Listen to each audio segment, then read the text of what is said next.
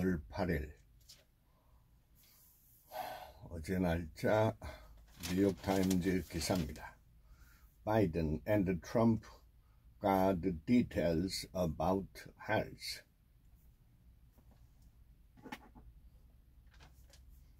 Candidates' old age raises question about what the public should know. In 2008, when Senator John McCain was the oldest person to seek a first term in the White House, his campaign set out to reassure the public about his health. If that reporters examine 1,173 pages of handwritten note, lab results, and the insurance documents, including details of the senator's biopsies, his prostate exams, and even the very light 10 freckling on his buttocks. He was 71 years old. Today, President Biden is 81, and his rival Donald J. Trump is 77. And many voters believe both men are too old for another term.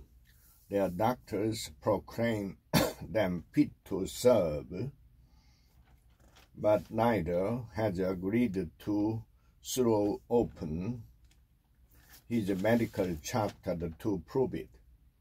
Mr. Biden released a 6-page summary of medical test results in February, but his doctor has refused to be interviewed by reporters, breaking from past practice. Mr. Trump has revealed less than Mr. Biden. His last public note from his doctor in November was 3 paragraphs long. Neither man had sat for a comprehensive assessment of his mental fitness. A battery of tests often administered to people their age. The long-standing truth about the American political system is that presidents and presidential candidates choose what to test, what to ignore, how much medical information to release to the public, and in the end, what voters will know about their health and the well-being. But the election between the two oldest people to ever seek the presidency is challenging that notion. Not only are Mr. Biden and Mr. Trump failing to do anything extra to reassure Americans that they can lead well into their 9th decade of life, they are doing less than their predecessors in some important ways. The New York Times sent 5-page letters to the Trump campaign and the White House with detailed questions about the health of the candidates. The Trump campaign did not respond to the letter, which included a question on mental fitness, cardiac health, and whether he has taken Ozempic to lose the weight. The White House directed a question about Mr. Biden's health to his doctor's summary of the president's physical in February, which concluded that Mr. Biden was fit for duty. Joe Biden is proud to have been transparent with his health records as vice president, as a presidential candidate, and as president, said Andrew Bates, a White House spokesman. He believes all leaders owe that level of honesty to the American people. The Times' questions about mental fitness, however, were not addressed in the summary. I don't want to be the ageist, and I would never make an armchair diagnosis. But I do think we need a full-blown neuropsychological exam for both candidates, said Dr. Rudolph E. Tanji, a professor of neurology at Harvard Medical School and the director of the McCain Center for Brain Health at Massachusetts General Hospital. He was reporting to a series of 33 tests known as the Neuropsychological Assessment Battery, which can detect the dementia and other brain dysfunction. You've got to take an exam to drive, Dr. Tanji said. These guys are taking the exam to be in the White House, where you have buttons you can push that might end the world. In interviews with a dozen of the country's experts on aging, all described the inexorable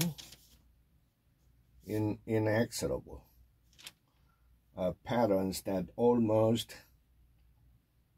always accelerate after age 80. The body becomes more frail, more prone to damage, and less likely to recover quickly. The risk of cognitive disease grows. 3% of people between 65 and 69 have been diagnosed with dementia. But by age 90, it is 35%. Questions about age and health of the two candidates are coursing through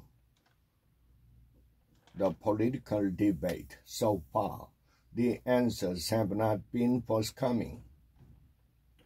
That means Americans are left to judge their fitness for office in whatever experts on aging say is the worst possible way, from afar, largely based on snippets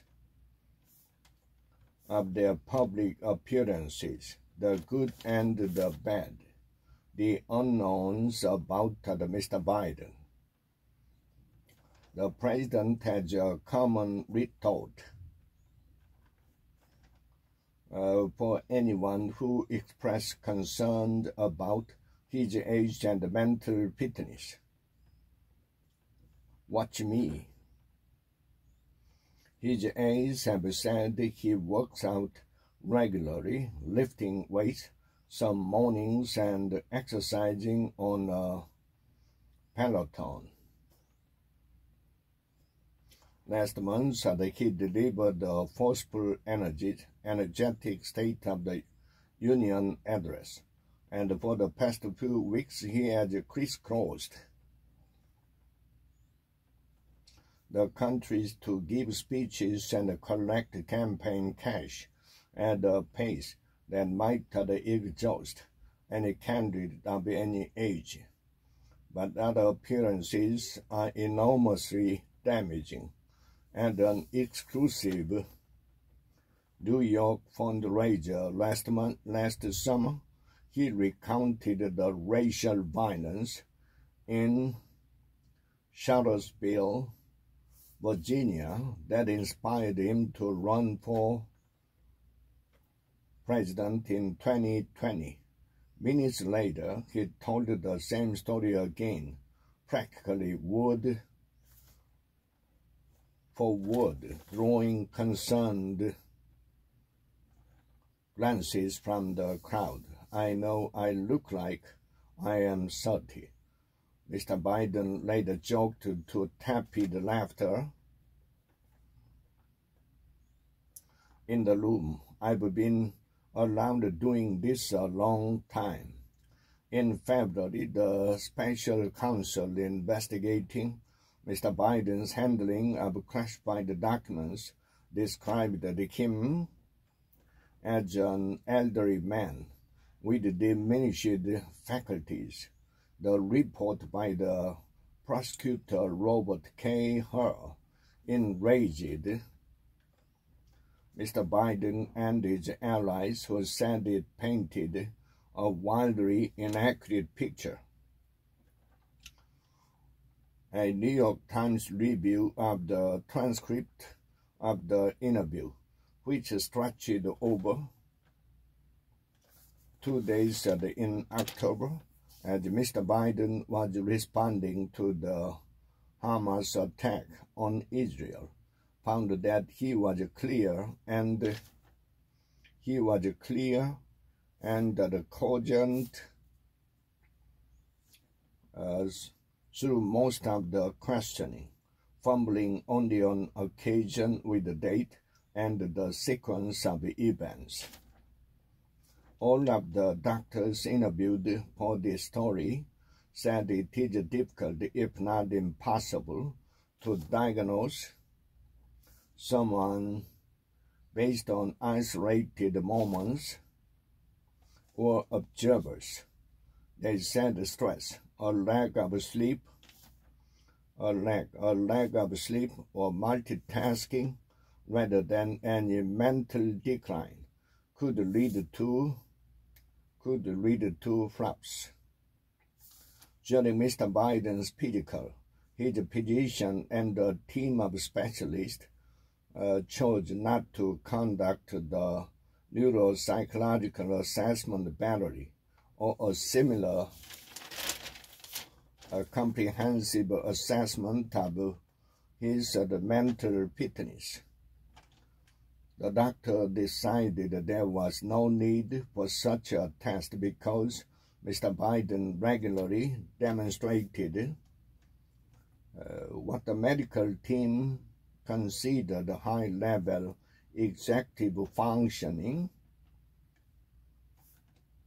According to people familiar with the decision, one person on Mr. Biden's team put it this way: after the president navigated hours of complicated foreign policy meetings during grueling trips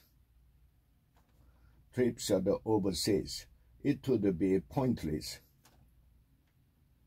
to have him sit for a test asking which picture is a lion and which is a rhinoceros. Dr. Said Azizi, the clinical chief of behavioral neurology and memory disorders at Yale University, said exams that go well beyond those kind of simple questions are common in some fields after a certain age. Oftentimes, even in medicine, physicians who are over age 70 or so, they have to yearly go to the doctor and either take those tests or not, or somebody has to certify them that they are okay to practice medicine, he said. The White House contends that the details released by Dr. Kevin O'Connell, Mr. Biden's physician, are sufficient, and several past presidential doctors have chosen not to address reporters in the White House briefing room. Dr. O'Connor said an extremely detailed exam yielded no finding that would be consistent with neurological disorders such as stroke, multiple sclerosis, or Parkinson's disease. He said Mr. Biden's noticeably steep walk was the result of arthritis of the spine, pain in his hip and peripheral neuropathy, a condition defined by a loss of sensation in his feet. Dr. O'Connor's summary also included the results of common blood tests, medication being taken, and a discussion of the president's struggle with sleep apnea.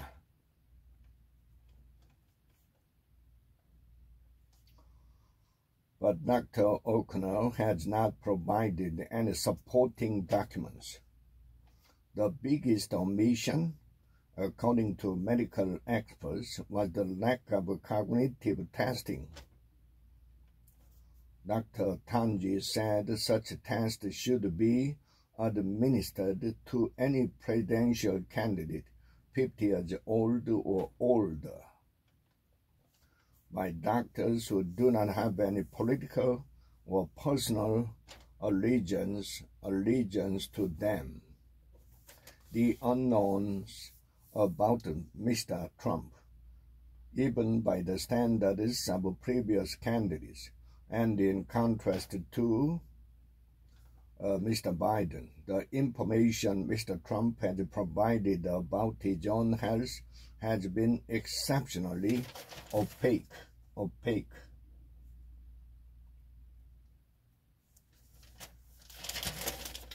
In his letter in November, Dr. Bruce A. Aaronwald said Mr. Trump's cognitive exam were exceptional, but he offered no backup for any of his claims. He did not say what kind of test the former president had been given. He did not provide the results of any blood work. He did not say what medicine Mr. Trump is taking. He did not explain what cognitive exam the former president took, when he took them, or what the specific results were. Without more information or testing, medical experts say it is impossible to judge Mr. Trump's health with any precision beyond the fact that he is subject to the same kinds of rapid declines that often afflict people his age.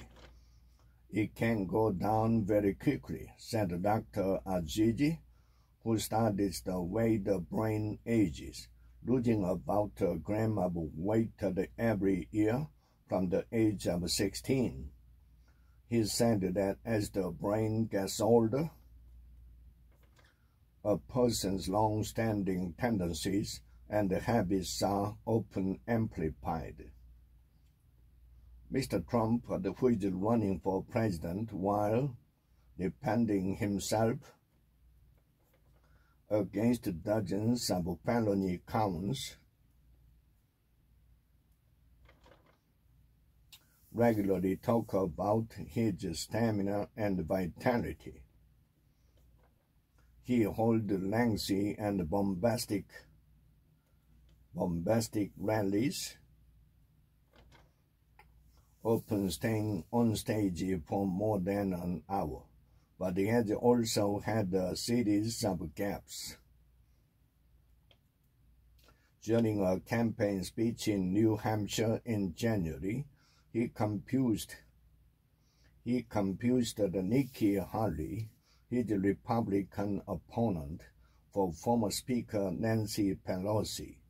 He has claimed that he defeated former President Barack Obama in 2016, when he actually ran against Hillary Clinton. Recently, during a news conference, he seemed to confuse Governor Kathy Hochul of New York with the state's former governor Andrew Cuomo, who has not held that office since 2021. Fred Trump, the former president's father, developed Alzheimer's in his mid-80s. Those who studied the disease say Mr. Trump's risk of developing Alzheimer's, already higher because of his age, increased by about 30% because of his father's diagnosis. In 2018, the former president's doctor revealed that Mr. Trump insisted on taking a dementia screening test known as the Montreal Cognitive Assessment and answered all 30 questions correctly. Dr. Roney, then the White House physician, concluded that the president is mentally very, very sharp, very intact. Mr. Trump went on TV to boast about his results, listing the words that he had been asked to remember in the right order: person, woman, man, camera, TV. Medical experts quickly noted that the test does not measure intellect, and that just about everyone without Alzheimer's or another kind of dementia should get a perfect score. Because of the absence of information, Mr. Trump's campaign has released, it is also difficult to know whether the former president's risk of other health issues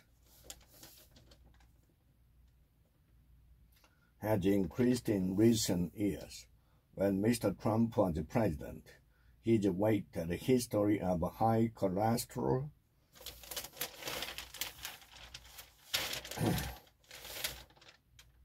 and the lack of exercise put him at higher risk of developing cardiac disease